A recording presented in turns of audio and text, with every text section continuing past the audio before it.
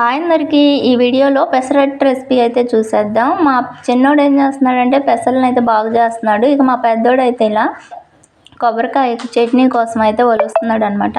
పిల్లలకి మనం ఏ పనులు నేర్పించినా టైం టేకింగ్గా కొంచెం లెందీ ప్రాసెస్ ఉన్నవే నేర్పాలి. దానివల్ల వాళ్ళకి సహనం అనేది పెరుగుతుంది.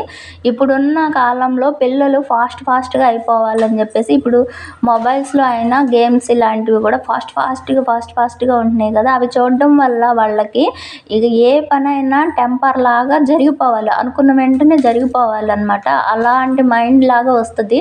కానీ రియల్ లైఫ్లో ఏది అనుకున్న వెంటనే జరగదు, కొంచెం టైం టేకింగ్ పడుతుంది. కాబట్టి ఆ ప్రాసెస్ని అలవాటు చేయాలి అని అంటే కొంచెం లెందీ పనులు, కొంచెం అంటే సహనంగా చేసుకునే పనులు నేర్పించడం వల్ల వాళ్ళకి మంచి మార్పు అయితే ఉంటుంది.